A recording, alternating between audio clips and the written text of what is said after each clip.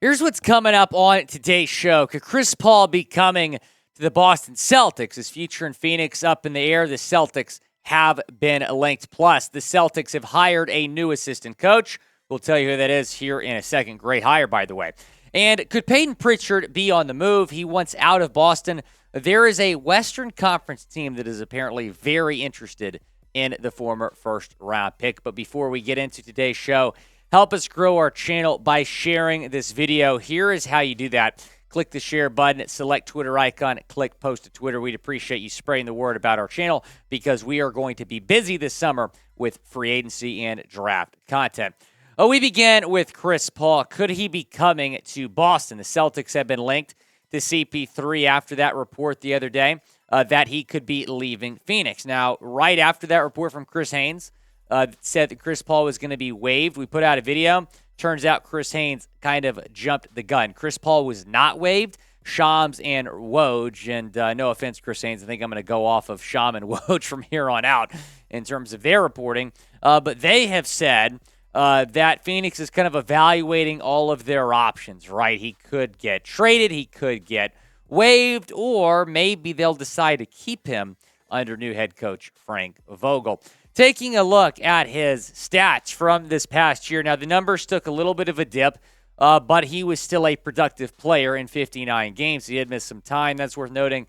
13.9 points per game, 4.3 rebounds per game, 8.9 assists per game. Still one of the better passers in the league, if you ask me. 44% from the field, still tipping, 37.5% from three. Should the Celtics acquire Chris Paul? Y for yes, in for no, down in the comment section. Let me know, should they bring Chris Paul to Boston? Admittedly, I was a little bit surprised the other day when Celtics Twitter was like all over this. Like pretty much every Celtics fan on Twitter was saying that Chris Paul should come to Boston, that Brad Stevens should make a move. So this is going to be an interesting situation to follow here in the weeks leading up to free agency. Should the Celtics acquire Chris Paul? Let me know down in the comment section. Taking a look at some reasons to sign Chris Paul. He's still a great floor general. Could be good on a second unit if he's open to coming off the bench. And if he comes to Boston, you have Malcolm Brogdon and you have Marcus Smart. He might have to come off the bench. And the Celtics have wanted him before. In fact, he was very close to signing with Boston before he went to the Houston Rockets several years ago via a sign and trade. So those are reasons to sign him, reasons to pass on him. He just turned 38 years old, so he is old. Injuries have been a problem throughout his career. And would he fit with Jason Tatum and Jaylen Brown? I'm not sure. You, in fact, could actually include that as maybe a reason to acquire him because, in my opinion at least, and some people might disagree with me on this, in my opinion, he would gel with Jason Tatum and Jaylen Brown. I think he'd make life easier for those two superstars. Here's what Jason Tatum said last year on JJ Redick's podcast about Chris Paul. Again, this was last year. Chris Paul is one of the smartest players, right? Somebody like that you would absolutely love to have on your team, and I absolutely hate playing against Chris. The more I think about it, the more intrigued I am by Chris Paul on the Boston Celtics. When he was first, or at least when that initial report came out from Chris Haynes, I'm like, I don't know if I would want Chris Paul. The Celtics are already kind of guard heavy. But then I was thinking about, how nice would it be to have a floor general like Chris Paul on this basketball team, making life easier for Jason Tatum and Jaylen Brown, like I said. Plus, having a veteran leader like that on your team, a guy that's as hungry for a championship as Chris Paul is, I think that'd be beneficial here to the Boston Celtics. And if you have to move on from Marcus Smart or Malcolm Brogdon to make that happen, I think I would do it to bring Chris Paul to Boston. I think he makes you a better basketball team.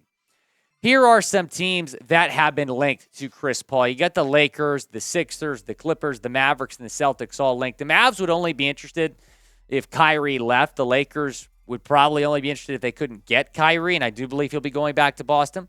The Sixers would probably only be interested if James Harden left. The Clippers, I don't know. He's already been there and done that, so maybe he'd be interested in a new beginning with the Boston Celtics. Now, Colin Cowherd, who's known for some interesting trade ideas, put this together.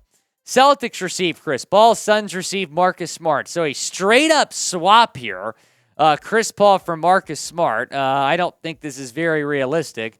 But would you trade Marcus Smart for Chris Paul? Let me know down in the comment section. Type T for trade or type P for pass down in the comment section. Would you trade Marcus Smart to get Chris Paul? Maybe not straight up necessarily, but would you include Marcus Smart in a Chris Paul trade? Shifting gears now to some coaching news. This coming in from Woj yesterday. Charles Lee is finalizing a deal to join the Boston Celtics as the lead assistant coach, sources tell ESPN. Lee had been the associate head coach with Milwaukee and a finalist for the Toronto and Detroit head jobs. This is an amazing hire to bring Charles Lee to Boston. He's known for defense, and the Celtics certainly were let down by their defense several times this season, especially in the playoffs. Charles Lee is a young, up-and-coming coach, going to be a good head coach in this league somewhere, someday. So to have him on the staff, to bring him in along with Sam Cassell, is a phenomenal job by Joe Mazzulla. Taking a look at the top three coaches now in the Boston Celtics. So you got Joe Mazzulla as the head coach. He is going to be taking care of things offensively. He's the offensive genius on staff. Sam Cassell, the most experienced coach you have on the staff, and then Charles Lee is the young defensive wizard.